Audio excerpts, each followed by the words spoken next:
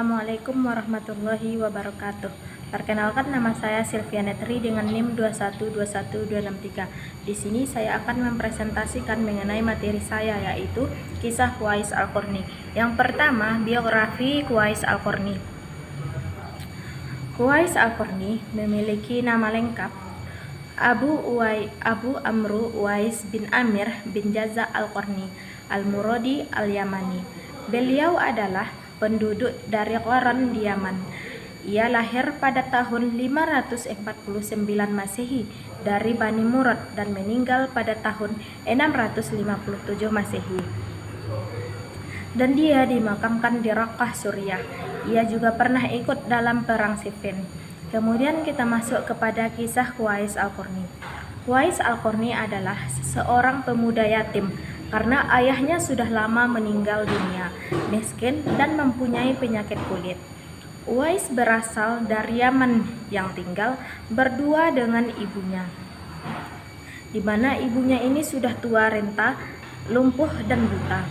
Uwais Al-Qarni adalah pemuda yang bukan hanya taat beribadah, namun ia juga taat kepada ibunya.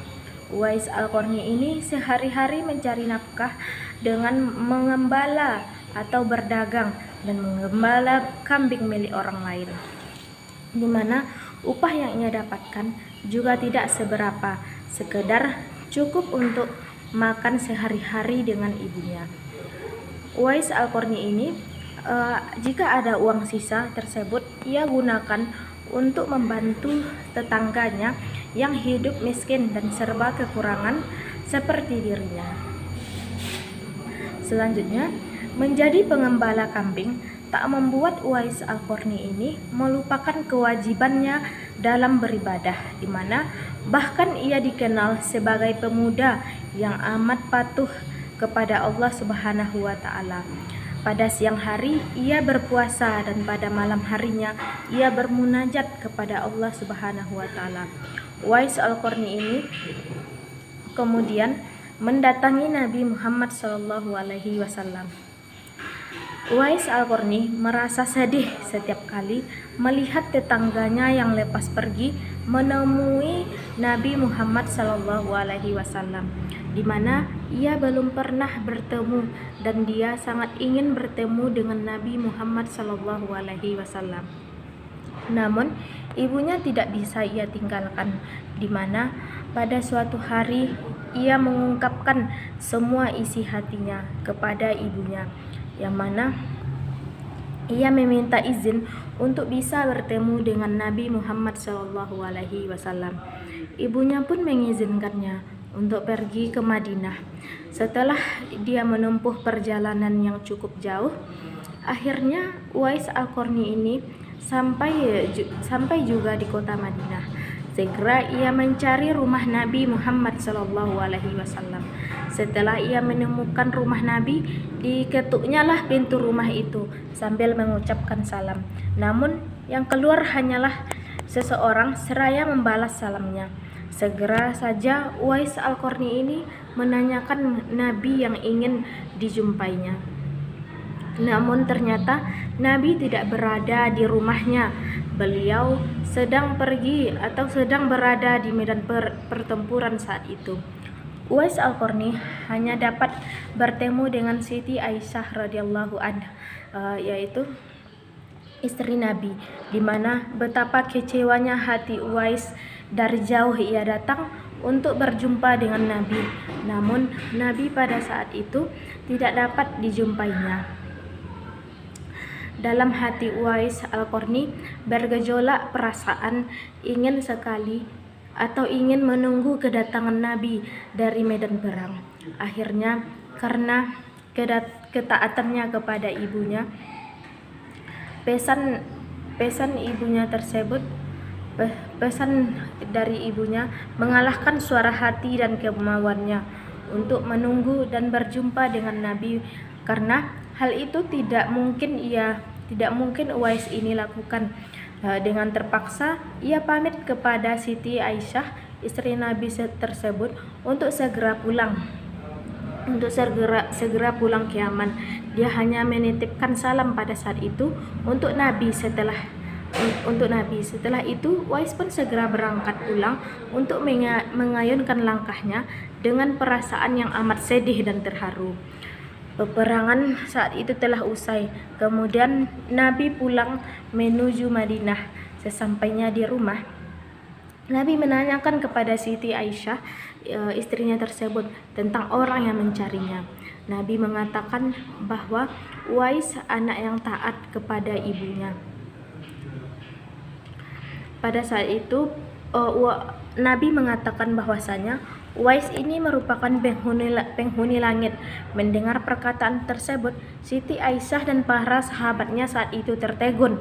Menurut keterangan Siti Aisyah, memang benar bahwasanya ada yang mencari Nabi dan segera pulang ke Yaman karena ibunya pada saat itu sedang sakit-sakitan, sehingga dia tidak dapat meninggalkan ibunya terlalu lama. Itulah keinginan Uwais yang tulus dan penuh cinta.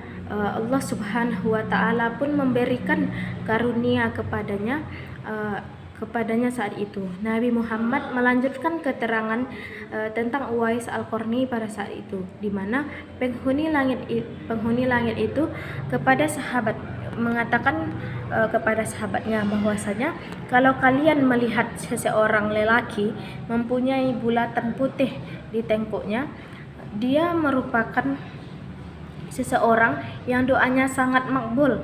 Mana jika kalian berdua ingin berjumpa dengan dia, pergilah dan carilah dia. Dia akan datang dari arah Yaman dan dia dibesarkan ke Yaman. Kemudian kita lanjut kepada ketaatan Uwais Al-Qarni pada ibunya. Pada suatu hari, ibu Uwais Al-Qarni ini berkata kepadanya bahwasanya ibunya sangat ingin pergi haji. Namun Uwais Al-Qarni saat itu bermenung memikirkan bagaimana mewujudkan hal itu. Karena jaraknya ribuan kilometer dari tanah suci dan keadaannya sangat miskin pada saat itu. Namun Uwais tidak menyerah. Dia membeli seekor anak sapi yang setiap hari digendongnya menaiki puncak gunung. Setiap pergi ia bolak-balik menggendong anak lembu tersebut naik turun bukit.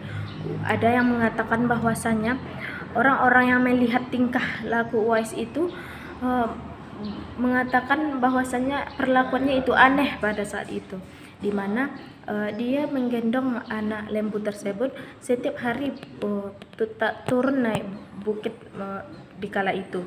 Kemudian tak pernah ada hari yang ia terlewatkan ia menggendong lembu naik turun bukit. Makin hari anak lembu itu makin besar dan makin besar pula tenaga yang diperlukan Uwais. Tetapi karena latihan tiap hari, anak lembu yang membesar itu tak terasa lagi di bawahnya. Setelah 8 bulan berlalu, sampailah pada musim haji. Lembu Uwais telah mencapai 100 kg. Begitu juga otot Uwais yang makin kuat dan di mana ia menjadi bertenaga untuk mengangkat barang-barang. Tahukah sekarang orang-orang yang bermaksud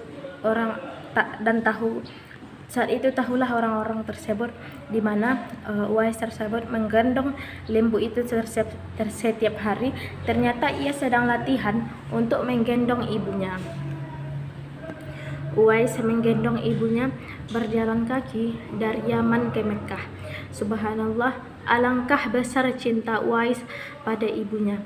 Ia rela menempuh perjalanan jauh dan sulit demi memenuhi keinginan ibunya. Uwais berjalan tegap menggendong ibunya wukuf di Ka'bah. Ibunya terharu dan bercucuran air mata pada saat itu, di mana ia telah melihat Baitullah. Di hadapan Ka'bah, ibu dan anak itu berdoa, "Ya Allah, ampuni semua dosa ibu," kata Uwais. "Bagaimana dengan dosamu?" tanya sang ibu. keheranan. Kemudian Uwais ini menjawab, dengan terampuninya dosa ibu, maka ibu akan masuk surga. Cukuplah ridho dari ibu yang akan membawaku ke surga. Begitulah kata Uwais pada saat itu.